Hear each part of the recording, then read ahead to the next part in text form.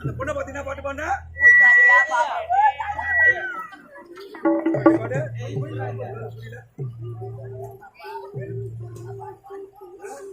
அப்படியே உன் விருப்பப்படியா ஊர் சொல்றேன். என்ன பண்ணுவேன்? உனக்கு ஒரு சரியான வேலை இருக்கிறது. அவள் யார்? எந்த நாடு? அவள் யார்?